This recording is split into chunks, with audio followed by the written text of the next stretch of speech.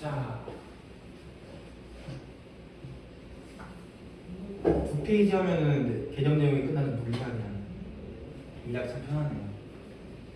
편하죠. 자, 등속 원운동하는 물체의 그래프라고 했는데, 자, 뭔가 얘네 주기적으로 반복되는 형태로 띄고 있죠. 근데 주기적으로 반복되는 이라고 하면 우리는 머릿속에서 한 가지 녀석을 떠올려야 돼. 삼각함수. 무슨 소리냐면, 자, 애초부터 얘네가 자, 원궤도를 따라 움직인다라고 했어요. 그쵸?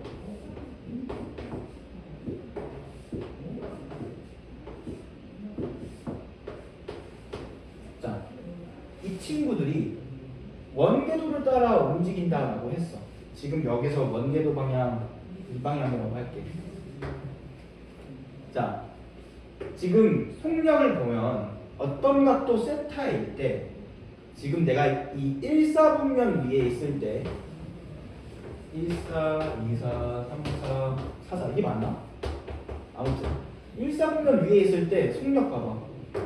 X방향은 어디로 X방향 성분은 지금 여기 최대치에서 0으로 가고 있죠. 위치가 아래에서 0으로 가고 있어. X방향은. 그럼 마이너스예요, 플러스예요? 마이너스. 그래서 지금 X방향 성분 어떻게 나왔어? 마이너스. 자, Y방향 성분 봅시다. Y방향 성분은 위치가 0에서 R로 증가하고 있어. 그럼 어떻게 되고 있어? 플러스. 자, 두 번째. 가속도. 가속도는 어느 방향이라고? 중심 방향이라고. 그쵸? 자, 처음에는 지금 어느 방향을 가리키고 있어, 가속도가? 여기 각도가 0일 때 어디 방향이야? 왼쪽은? 마이너스 x. 그래서 x 방향이 마이너스로 시작합니다.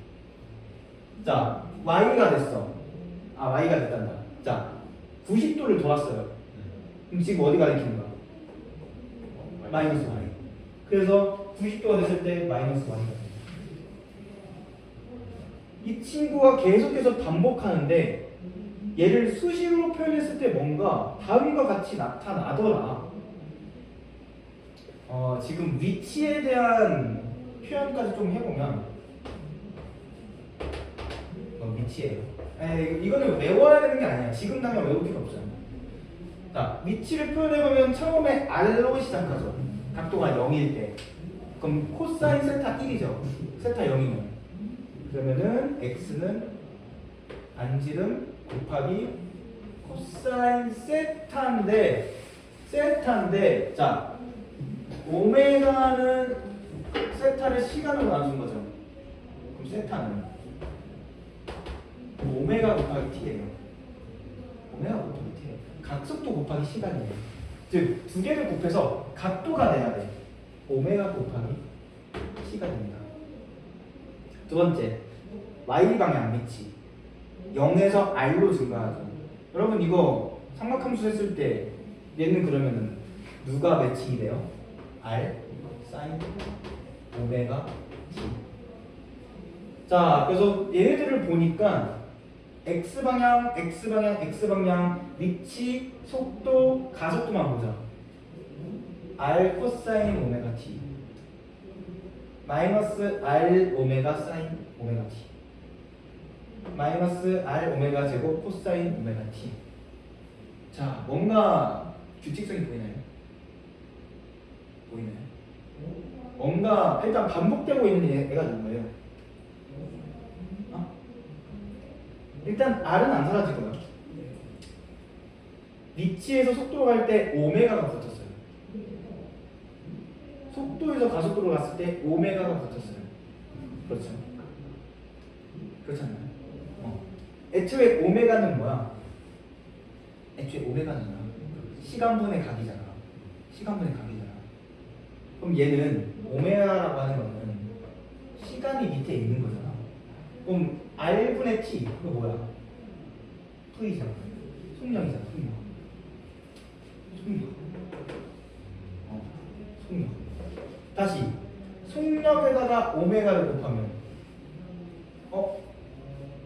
R 오메가 제곱은 가속도. 이 얘기고. 나중에 여러분들이 2학기에 미적분을 배우죠. 미적분을 배우게 되면은 지금 얘네가 미분이 되니까 시간에 대해서 미분할 때마다 이러한 형태가 나타나고 있구나 하는 것을 나중에 알 수 있을 겁니다. 자, 주의사항. 자, 일단 여기까지 하고요.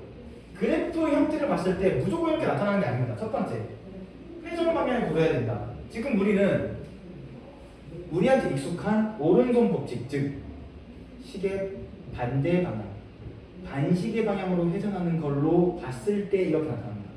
반시계 방향이 일단 우리 우주에서는 반시계 방향이 일단 정대야, 정대. 시계 방향으로 보는 거는 왼손잡이들밖에 없어요.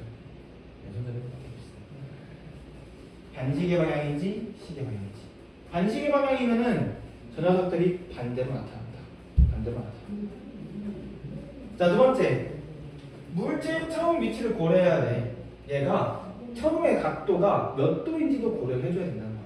근데 대부분의 경우 0도 또는 90도에서 시작할 테니 크게 어렵진 않을 겁니다. 좋습니다. 그래프는 이만하면 됐고, 결국 내가 말하고 싶은 건 뭐야?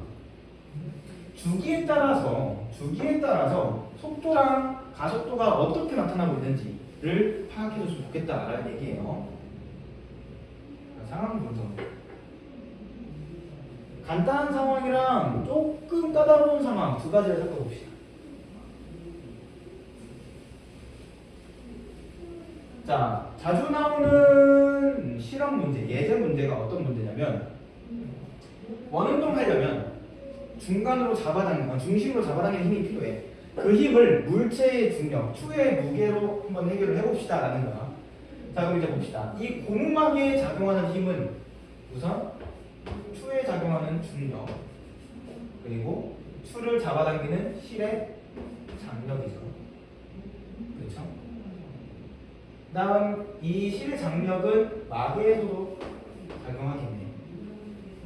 그러면 T는 얼마나 돼야 돼? T는 얼마나 돼야 돼? T는 mg가 되는 거야.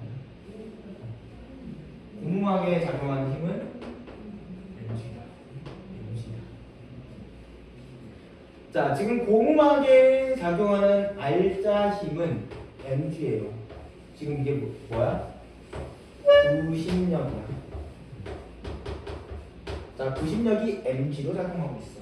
구심력이 mg로 작용하고 있어. 지금 여기는 탄젠트 세탄젠트 무시하세요. mg로 작용하고 있어. 그러면 얘가 반지름이 r이라고 했을 때, 주기는 어떻게 되는가?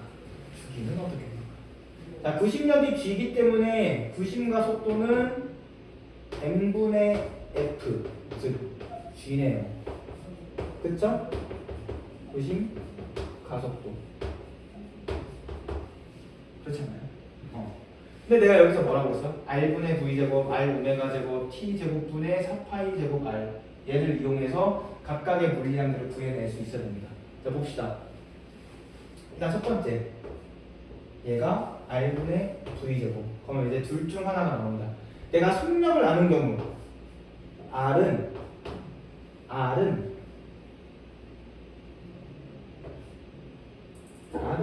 잠시만. r분의 v제곱이 g니까 r분의 v제곱이 g니까 r랑도 g입니다. g분의 v제곱. 자, 얘는 속력이 일정할 때, 속력이 알려진 경우,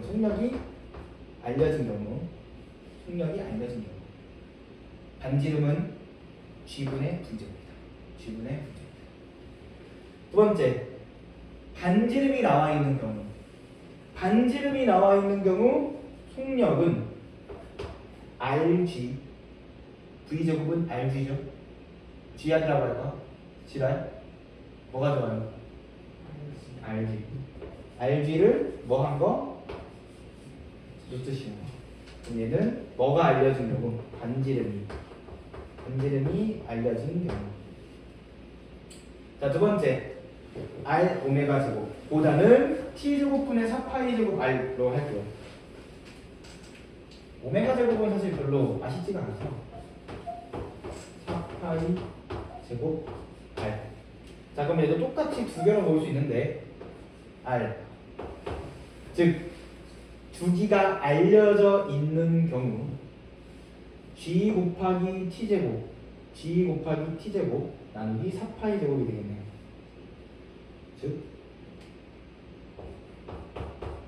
4파이 제곱분의 T제곱 곱하기 G로 표현할 수 있겠네요. 이거는 뭐가 알려진 경우? 주기가 알려진 경우. 그럼 반대로 반지름이 알려진 경우 주기는 T제곱 넘겨주고요. G 넘겨주면은 G분의 R 4파이 제곱을 루트 씌운 거죠. 그러면은 2파이의 제곱이네. 2파이 밖으로 나오고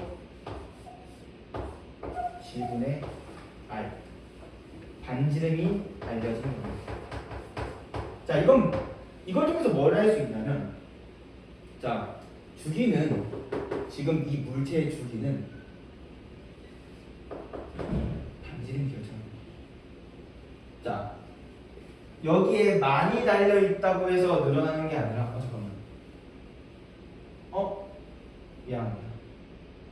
미안합니다.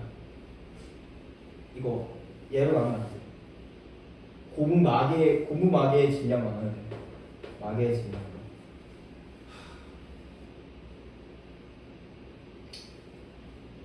마개의 질량을 나눠줘야 되겠고 마개분의 물체의 질량을 나눠줘야 되는데 그걸 깜빡했네. 뭐 일단 그러면은 마개랑 축의 질량이 같다라고 했을 때 일단 넘어갈게요. 일단 여기까지 하고 그 다음에 마개의 질량을 알려진 경우 그때 어떻게 해야 되는지 좀 그때 해봅시다. 일단 결국 여기서 말하고 싶은 게 뭐냐면은 반지름은 중력 가속도랑 속력에 의해서 결정될 수 있다. 물체를 빠르게 돌리면 빠르게 돌릴수록 어떻게 된다? 반지름이 늘어난다. 중력 가속도가 커지면 커질수록 반지름은 어떻게 된다? 짧아진다. 자, 두 번째 속력. 반지름이 길어지면 길어질수록 빨라져야 된다는 소리예요. 봐봐. 반지름이 커. 그럼 내가 여기 한 바퀴 도는데 걸린 시간도 길어져야 되는 거 아니야? 근데 그것도 고려했을 때 속력도 빨라져야 된다는 소리예요. 속력도 빨라져야 된다는 소리예요. 두 번째, 주기가 지금 안에 반지름이 들어가 있죠. 주기는 결국 반지름이 커지면 커질수록 주기도 들어간다. 자, 그럼 저기 앞에 있는 거 저거 마개의 질량까지 고려했을 때는 자, 여기다가 어떻게 대입해 주면 되냐? 자, 여기에 오른쪽에 있는 중력 가속도에다가 추의 질량, 마개의 질량을 곱해줘야 돼요. 중력 가속도에다가 추의 질량, 마개의 질량을 곱해줘야 돼요. 그러면 여기 있는 곳에 전부 M추, M마개,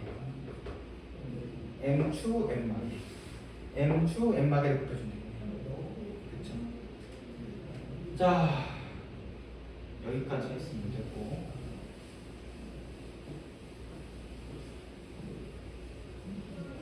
자, 얘는 지금 위에 있는 그림을 표현한 거고요. 밑에 있는 그림은 또 달라. 자, 이거 작성했으면 지워도 돼. 지워도 돼? 네. 두 번째, 추가 자체적인 질량으로 돌아간다면, 자, 지금 밑에 있는 그림이에요. 자, 얘는 계속 반복해서 한 바퀴를 돌죠. 우리가 앞에서 얘기했던 진자 운동이랑 비슷해. 왕복해요. 근데 얘는 원뿔 모양으로 왕복해. 그래서 원뿔 진자라고 표현합니다. 원뿔 진자. 그럼 이 경우에 이 추에 작용하는 알짜임은 어떻게 표현하냐? 자, 여기 실이 있고요. 추에 물체가 있고 매달려 있다. 자, 여기가 또 세타라고 할게요. 세타라고 할게요. 자, 지금 추에 작용하는 중력, 추에 작용하는 중력.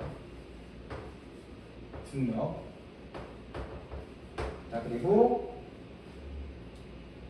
추에 작용하는 장력. 두 개를 생각해 봅시다. 자, 우리는 뭐만 나와야 되냐면, 자, 얘가 위아래로 위치 안 변해요. 안 변하고 있잖아. 그쵸? 위아래로 위치 안 변해요. 그러면은 수평 방향 말고 수직 성분은 전부 뭐 돼야 된다? 수직 성분은 날아가야 된다. 날아가야 된다. 자, 수직 성분은 전부 날아가야 된다. 자, 여기가 세타이므로 수직 성분 T 코사인 세타가 mg가 돼야 된다. 그렇죠. 자, 그러면 수평 성분은요? 수평 성분. 자, 수평 성분. 이 친구가 뭐로 작용하는 거야? 구심력. 수평 성분이 구심력으로 작용하는 거야. 자, 그러면은 자, 여기 세타이므로 여기는 T 사인 세타네요. T 사인 세타. 구심력은 T 사인 세타. 자, T 사인 세타는 T 코사인 세타의 탄젠트 세타 곱한 값이죠. T 코사인 세타가 여기서 뭐라고? mg. 따라서 구심력은 mg 탄젠트 세타. 구심력은 mg 탄젠트 세타. 따라서 90도인 경우 최대가 되겠네요. 90도인 경우, 이렇게 돌리는 경우 90도로 돌리려면 힘을 무한대로 줘야겠네. 물론 완전히 그렇게 되지 않습니다. 자, 두 번째, 구심력이 mg 탄젠트 세타니까 구심 가속도는요, 구심 가속도 A는 G 탄젠트 세타가 되겠네요. 그렇죠? 구심력은 G 탄젠트 세타가 될 거고, 자, 이제 뭐 실의 길이가 알려져 있는 경우, 실의 길이가 L이래. 자, 이 친구 길이가 L이면 여기 회전 반경은 얼마가 돼야 돼요? L 사인 세타. 그쵸? L 사인 세타. 자, 그러면 우리가 반지름이 R이라는 걸 알아냈으니까 이 친구가 주기로 표현되면 어떻게 표현될 수 있다? 가속도는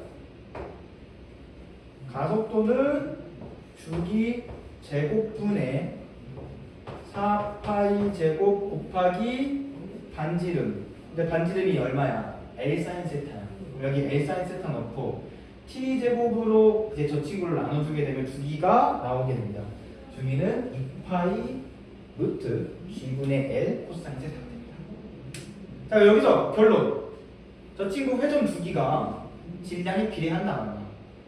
안 한다. 질량 관계 있다, 없다? 없다. 오로지 결정하는 건 3개. 중력 가속도, 실의 길이, 그리고 각도. 따라서 이 친구를 이용해서 우리는 정해진 길이로 실을 잘라서 일정한 시간 간격으로 도는 진자를 만들 수 있다. 이거 생각보다 핵심 포인트예요. 생각보다 핵심 포인트. 오케이, 자, 여기까지 하고 10분 쉬었다 합시다.